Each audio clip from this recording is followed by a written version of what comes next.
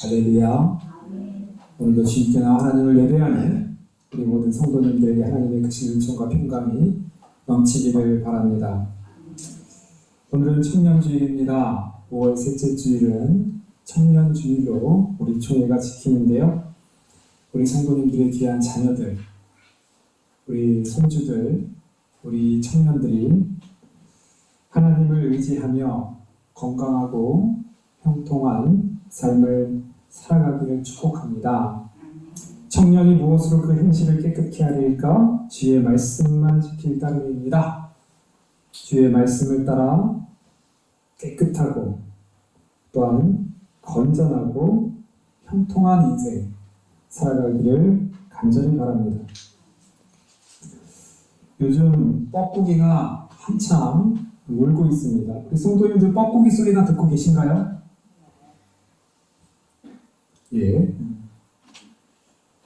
저도 이 뻐꾸기가 이 5월달에 오는지 잘 모르겠는데 집사람이 뻐꾸기가 왜 안 오냐 그렇게 묻더라고요. 그래서 그런가? 이 5월달에 우는 거구나. 저도 그때 알았어요. 뻐꾸기에 대해서 좀 알아보니까 참 재밌더라고요. 뻐꾸기가 5월 초 중순에 와서요 7월쯤 되면 철새입니다. 멀리는 아프리카까지 가요. 아프리카까지. 중앙아시아쯤에서 멀리는 아프리카까지도 날아갑니다. 한 3개월 동안 뻐꾸기가요. 우리나라에서 산란을 마치고 또 태어난 새끼가 빨리 떠나야 돼요. 그러다 보니까 이 뻐꾸기가 그 생존의 전략은 굉장히 좀 잔인해요. 작은 새들이 있습니다. 그 딱새라든가 붉은 머리 오목무늬 이런 뱁새 이런 작은 새들이 자기의 둥지를 작게 거기에 품고 이제 알을 낳으면요 뻐꾸기들이 거기다가 알을 딱 하나씩만 놓는 거예요. 그러면 이 크기가요 한 2배 정도 차이가 나요. 작은 뱁새들 조그만 그 뱁새들에 비해서 뻐꾸기 알은 한 2배 정도 커요. 그럼 당연히 또 뻐꾸기 알이 먼저 깨어납니다.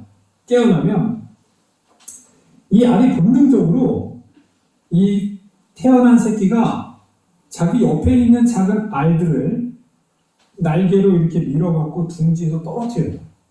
그리고 거기에는 자기만 남게 되죠. 그럼 이 작은 또 어미는 그것이 자기 새끼인 줄 알고 계속 음식을 갖다 먹여다 키우는 거예요. 그렇게 한 3주 정도를 계속 키우면 이미 이 뻐꾸기는 둥지보다 훨씬 커지고요. 어미는 조금해요. 그러니까 어미는 자기 새끼인 줄 알고 이 덩치 큰 뻐꾸기 새끼를 먹이는데 정신없이 음식을 먹이는 거예요. 그 큰 덩치를 먹이려니까 얼마나 바쁘겠어요. 그렇게 결국 다 키워오는 뻐꾸기는 7월 달에 떠나는 거죠. 이 붉은 머리 오목눈이나 그리고 이 딱새나 뱁새의 입장에서는 굉장히 사악한 거죠. 자기의 자식들, 자기의 아이들은 다 둥지에서 떨쳐버리고 자기가 기껏 키운 이 뻐꾸기는 다시 또 내년에 다시 와갖고 또다시 자기 동료들의 그 알을 그렇게 놓고 갔다 라는 그 뻐꾸기의 이 잔혹한 생존 전략.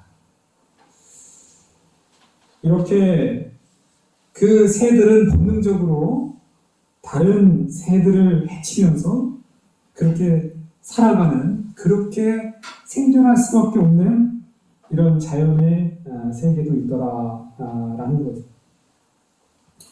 자, 오늘 말씀은 이제 미디안에 대한 하나님의 심판의 말씀인데요. 이 미디안이 꼭 그래요. 미디안이 그래요.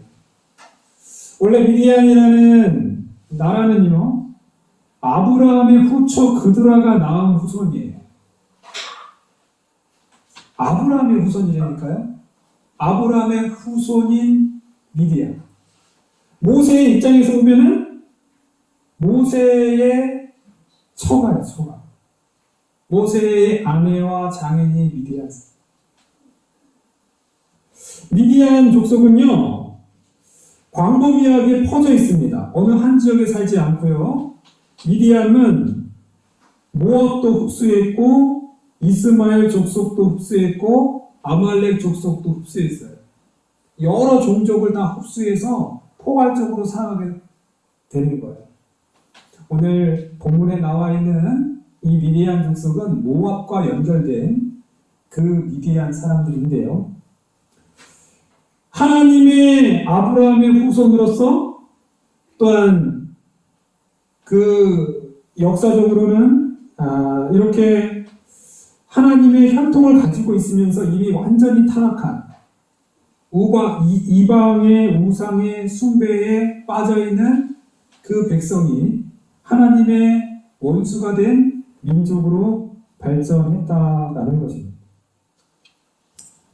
하나님께서 이스라엘 백성에게 이스라엘 자손의 원수 미디안에게 갚으라 라고 말하고요. 또 3절을 보면 너는 그 사람들을 무장시켜서 미디안을 치러 보내어 여호와의 원수를 갚되. 하나님은 이스라엘 백성에게 이스라엘 백성의 원수를 갚아라. 모세는 이스라엘 백성들에게 하나님의 원수를 갚아라.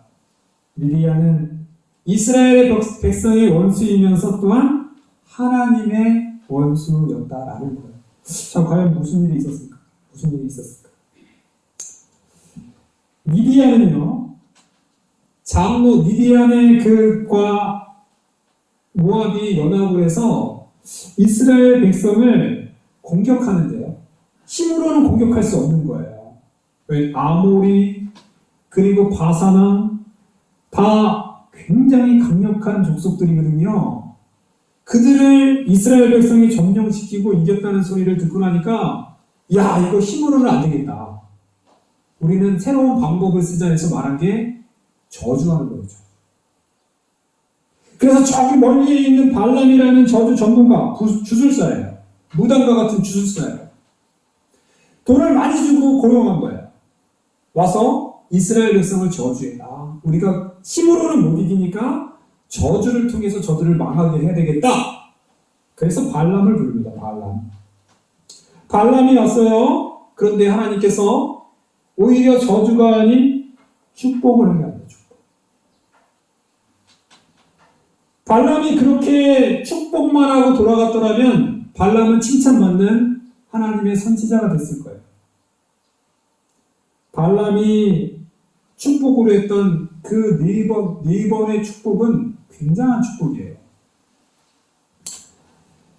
자, 그런데 발람은 그냥 가지 않았고 중요한 계략, 중요한 꾀를 모압과 미디안 사람들에게 주고 갔어요. 그 꾀가 뭐냐면 바로 이스라엘 백성들을 자신의 신을 섬기는 우상 숭배의 자리로 그들을 미혹하고 유혹하는데요. 그 방법은 미인이었습니다. 미디안의 가장 예쁜 여자들을 뽑아서 이스라엘의 남자들을 미혹해서 그 우상 숭배의 자리로 미혹하게 한 거예요. 과연 그 일로 말미암아 이스라엘 백성들은 하나님께 진노를 받아서 그 당시에 전염병으로 24,000명이 죽임을 당합니다. 발람의 꾀는 성공했어요. 하나님으로부터 하나님이 가장 싫어하는 일을 저지르게 함으로 하나님으로부터 벌받게 하는 것이 발람의 꾀였는데 통했어요. 24,000명이 여러분 어느 정도 수냐면요. 전에 고라와 다단 아비람이 모세를 대항하여 하나님을 대항하여 반역했던 적이 있어요. 그때도 하나님께서 이스라엘 백성들이 너무 괘씸해서 하나님에 대한 반역으로 인해서 그때 또 전염병으로 이스라엘 백성을 치셨는데요. 그때 죽은 사람이 14,700명. 하나님을 거역했던 고라의 사건으로도 전염병으로 죽은 사람이 14,700명이 됩니다. 거기에 비해서 이 바알 부올에서 이스라엘 백성들이 그 이방의 우상 숭배에 빠져서 전염병으로 죽은 사람은 몇 명이라고요? 24,000명. 굉장히 많은 숫자예요. 그리고 그만큼 이 사건이 굉장히 중대했다라는 것입니다. 하나님께서는 그렇게 연병이 지난 다음에 이스라엘 백성에게 너희들의 원수, 너희들을 우상 숭배에 빠뜨렸던 원수, 음행에 빠뜨렸던 그 원수, 미디안에 대한 원수를 갚아라. 그 말씀을 하고 있다는 겁니다. 자, 오늘 말씀을 보면요. 이스라엘 모든 지파에서 1000명씩 12,000명을 택하여 무장을 시킨지라. 1000명씩 12,000명. 사실 이 숫자가요, 너무 적어요. 너무 적어요. 적어도 미디안이라는 나라, 모압과 연합된 그 나라와 싸우려면 지금 이 12,000명으로는 사실 택도 없어요. 이것은 하나님의 전쟁이었다라는 거예요. 거기에 6절을 보면 모세가 각 지파에서 1000명씩 싸움에 보내되 제사장 엘르아살 아들 비느하스를 그들의 대장으로 삼아 수장으로 삼아 이 전쟁에 보냈다는 거예요. 자, 이 부분도 의미가 있어요. 모세의 후계자는 누구였죠? 여호수아죠. 그렇죠. 여호수아가 싸워야 됩니다. 여호수아가 나갔어야 돼요. 적어도 갈렙 정도는 나갔어야 돼요. 하나님은 아니라는 거예요. 여호수아가 아니라 왜 비느하스였습니까? 그 바알부올의 우상 숭배의 그 사건의 현장에서 연병이 막 퍼지고 있는 가운데에서도 여전히 이스라엘 백성 중에 정신을 못 차리고 있는 사람이 있었어요. 시므온 족속 중에 시므리라고 하는 사람이 여기에 나오는 그 미디안의 8절 보면 수루라고 하는 왕의 딸, 8절 수루라고 하는 미디안의 5왕 중에 그의 딸 고스비와 함께 간음을 벌이고 있었는데 그 현장을 우리 비느하스가 그 자리에서 그들을 죽임으로 연병이 멈췄더라. 비느하스의 용감한 행동으로 인해서 이스라엘 백성이 더 많이 죽을 수 있었는데, 전염병으로 더 많이 죽을 수 있었는데 전염병을 24,000명으로 멈추게 한 사람이 비느하스였다는 거예요. 그러니까 비느하스 그 제사장을 이 전쟁의 수장으로 삼아서 보냈다라는 거예요. 오늘 말씀을 보면요, 6절을 보면 그 성소의 기구와 신호 나팔을 들려서 그와 함께 전쟁이 보냈더라. 6절을 그렇게 말해요. 여기서 성소의 기구라는 말이 정확히 무엇인지 설명을 하지 않아요. 지성소에는 법궤가 있고요. 그 다음에 그 성소에는 등잔대가 있습니다. 그리고 향을 올리는 분향단이 있어요. 옆에는 떡상이 있어요. 그 중에서 어떤 것을 하나 들고 갔는데 정확히 그것이 무엇인지 기록하진 않아요. 그러나 이 성소의 기구를 가져갔다는 것은 하나님의 임재를 상징하는 거예요. 성소의 거룩한 성물, 하나님께 드려지는 그 성물을 하나 들고 감으로 인해서 이 전쟁은 하나님께서 함께 하시는 싸움이다. 할렐루야. 신호 나팔을 들고 갔습니다. 신호 나팔도 똑같아요. 신호 나팔은 이스라엘 백성이 공격할 때 그 신호를 하는 나팔입니다. 이스라엘 백성 나팔을 불 때 공격 앞으로 그 신호예요. 또한 신호의 나팔은 그렇게 신호를 함으로 인해서 하나님께서 도와주십시오. 하나님께서 싸워주십시오. 하나님의 요청을 부르는 나팔이 신호 나팔입니다. 비느하스는요, 성소의 기구와 신호의 나팔을 가지고 전쟁에 나갑니다. 12,000명이라는 숫자는 굉장히 미비한 숫자예요. 그런데 놀라운 것은 7절 보세요. 그들이 여호와께서 모세에게 명령하신 대로 미디안을 쳐서 남자를 다 죽였다. 할렐루야. 기드온의 300용사. 기드온의 300용사가요. 사실 그 사사기 6장에서도 똑같아요. 미디안의 사람들이 메뚜기처럼 많았었는데 기드온이 그들과 대항하며 싸웠던 숫자는 딱 300명이에요. 300명. 하나님의 싸움, 하나님의 전쟁에 사람의 많고 적음에 달려있지 않습니다. 하나님의 말씀에 순종하느냐, 하나님의 말씀대로 따르느냐에 따라서 그 전쟁의 승패가 달려있다라는 거예요. 8절, 그 죽인 자 미디안의 5 왕을 죽였다. 그리고 그 5명의 이름은 에일리야, 레겜과 수루, 여기 수루 나왔죠? 후루와 레바야. 미디안의 5 왕들을 다 제거했습니다. 아마도 여기에 죽였던 이 미디안의 왕들은 모압과 관련된 족속, 그리고 나중에 사사기엔 또 다른 있는 지역에서 또 미디안이 온 것 같아요. 그만큼 미디안은 넓게 퍼져 있습니다.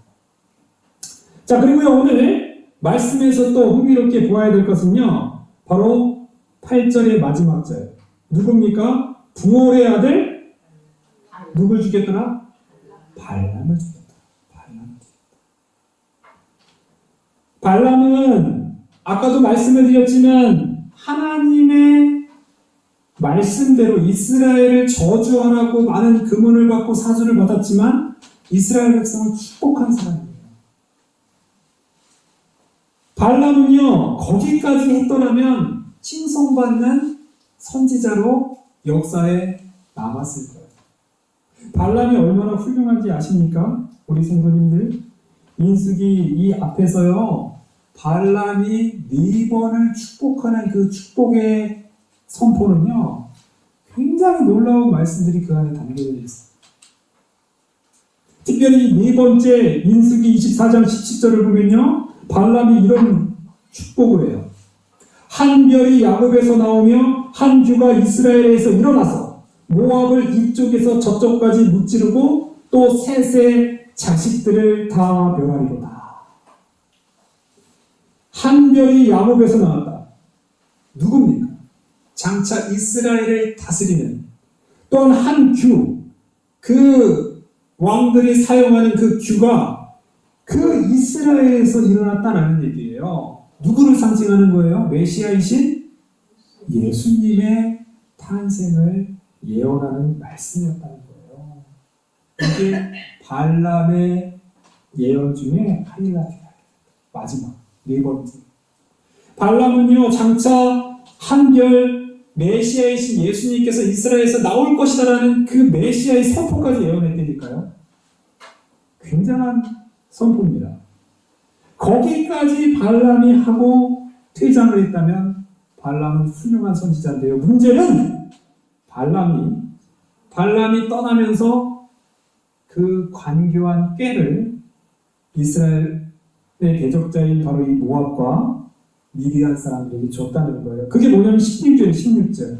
자, 16절 한번 읽어봅시다. 우리 본문에 알지 않았지만 31장 16절 봅시다. 31장 16절. 다 같이 31장 16절 같이 한번 읽어보겠습니다. 시작! 보라! 이들이 발람의 꾀를 따라 이스라엘 자손을 부올의 사건에서 여호와 앞에 범죄하게 하여 여호와의 회중 가운데 연병이 일어나게 하였느니라. 여기 있다. 발람의 원인이었다는 거예요. 발람은 한쪽에서는 이스라엘 백성을 축복하면서 또 다른 한편에서는 이스라엘의 굉장히 치명적인 이스라엘을 멸망시킬 수 있는 그 꾀를 이 모압 사람들에게 주어서 결국 하나님의 진노가, 연병이 일어나게 만들었다는 것입니다. 그러나 그 꾀로 인해서 발람은 금은 모압 왕이 주는 그 돈에 넘어가서 이렇게 꾀를 주었지만 결국 그의 마지막에, 그 마지막은 결국 오늘 칼로 죽였다. 결국은 죽음이라는 것. 하나님을 거역하고 그 돈과 그 물질에 의해서 주술행위를 하고 있는 이 무당과 같은 발람은 결국 이렇게 재물과 함께 죽는 겁니다. 발람의 꾀, 발람의 간계는 참으로 치명적이었어요. 치명적이었어요.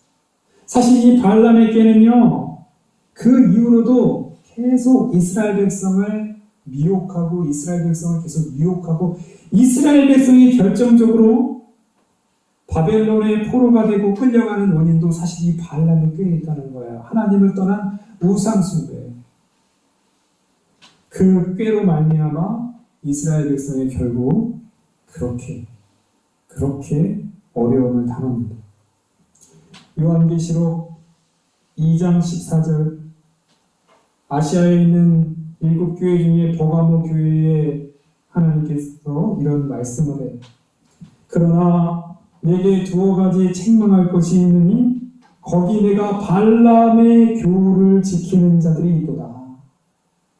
발람이 발락을 가르쳐 이스라엘 자손 앞에 걸림돌을 놓아 우상의 재물을 먹게 하였고 또 행음하게 하였느니라.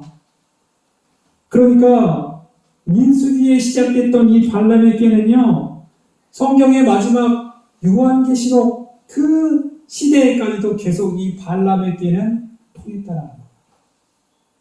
버가모 교회라고 하는 나름대로 버가모도 순교자도 되고 참 훌륭한 교회인데 그 교회도 발람의 교훈에 빠져있는 사람을 내가 책망한다라는 말씀이다라는 것입니다.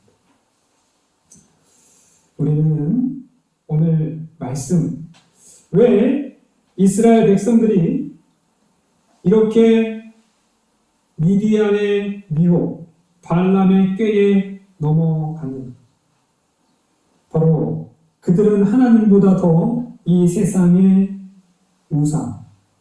우상이 주는 그 미혹들, 유혹들, 인간의 욕망을 자극하는 그 것에 의하여 이스라엘 백성은 넘어갑니다.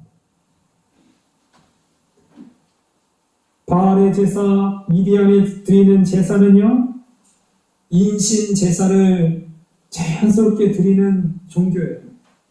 고대 사회에 어린 아이라든가 그 살아있는 아이들을 인신제사로 바치는 종교가 바로 이 그들이 섬겼던 우상이었다라는 것입니다. 그런데 이 어린아이를 바치고 사람을 바치는 그 행위, 그래야 복을 받고 그래야 많은 금과를 얻는다는 그 유혹 앞에 사실 이스라엘 백성도 넘어갔다라는 것입니다. 지금도 여전히 많은 종교들이 우리 가운데에서 얼마나 비상식적인 일로 우리 사회를 문란시키는지 모릅니다. 1987년도 오대양이라고 하는 그 종교에서 32명이 집단 사살로 죽게 되는 일이 있었습니다. 세월호의 304명의 그 아까운 꽃다리 나이에 그 사망에도 구원파 유병원이 운영하는 그 세월호 회사가 불법적으로 배를 개조하고 그렇게 끔찍한 사고를 낸 원인 제공이 구원파에 있었고요. 또한 지금도 신천지라든가 정명석이라든가 도저히 상식적으로 받아들일 수 없는 그런 종교 이단 사이비들이 여전히 우리를 미혹하며 우리를 넘어뜨리려 한다라는 것이에요. 왜 하나님께서 이 미디어가 이유가 바로 거기 있다는 거예요.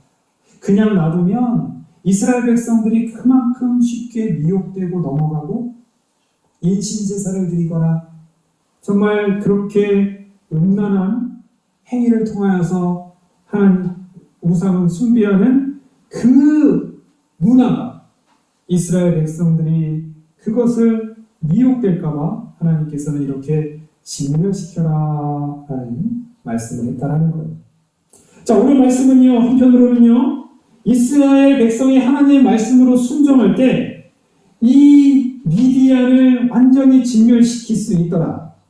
이것은 앞으로 요단강을 건너가서 약속의 땅에서 그 하나님께서 주시는 가나안 땅을 정복하는 그 전쟁의 막복이었다라는 거예요. 앞으로 하나님께서 젖과 꿀이 흐르는 그 땅, 저들을 진멸시키고 정복하고 하나님께서 주시는 상급, 그 상급을 미리 맛보게 하는 싸움이 바로 이 미디안 싸움이었습니다. 우리가 지금 초반 부분만 보았지만요, 32절부터 보면요, 이 미디안 이 전쟁에서 그 약탈한 그들 전리품들이 어마어마하게 많다는 것을 기록하고 있어요. 일일이 다 기록하고 있습니다. 소가, 나귀가 몇천 마리요, 몇만 마리요, 그 어마어마한 금과 은을 다 전리품으로 가져왔더라. 할렐루야. 하나님의 말씀대로 순종하였더니 하나님께서 미디안을 물리치고 미디안이 가지고 있었던 많은 그 전리품들을 다 이스라엘 백성들에게 선물로 주었다라는 거예요. 우리가 하나님의 말씀에 순종해야 되고 우리가 하나님의 말씀대로 살아야 되는 이유가 바로 여기 있다는 것입니다. 하나님께서는 우리에게 약속의 땅, 저 천국을 우리에게 주셨습니다. 할렐루야. 또한 하나님께서 우리가 이 세상을 살면서 이 광야에서도 저 천국에서 누려야 되는 그 상급을 지금 이 세상에서도 우리는 그것을 누릴 수 있다라는 거예요. 아직 요단강에 들어가지 않았습니다. 그럼에도 불구하고 미디안을 통해서 하나님은 이 세상에서 이 광야에서 우리는 미리 하나님께서 주시는 놀라운 상급을 받아 누릴 수 있다라는 거예요. 사랑하는 성도님, 오늘 하나님께서는 미디안에 대한 원수를 갚으라. 오늘의 싸움은 12,000명 하나님의 싸움입니다. 하나님께서 함께 하시고 하나님께서 도와주시는 그 싸움 가운데 우리는 승리할 수 있습니다. 그리고 우리는 저 미디안이 가지고 있는 저 많은 전리품들을 하나님으로부터 선물 받아 누릴 수 있습니다. 특별히 이 땅에 우리 삼곡교회에 속한 많은 청년들, 또한 이 땅의 젊은이들이 너는 청년일 때 너의 창조주를 기억하라. 곤고한 날이 이르기 전에 기억하라. 우리의 청년들이, 우리의 자녀들이 이 세상의 악한 교훈들, 발람의 교훈, 헛된 우상 숭배에 빠지는 것이 아니라 하나님만을 섬김으로 승리하며 하나님께서 주시는 귀한 상급들을 맛보아가는 우리의 귀한 자녀들이 될 수 있도록 기도해야겠습니다. 기도하겠습니다.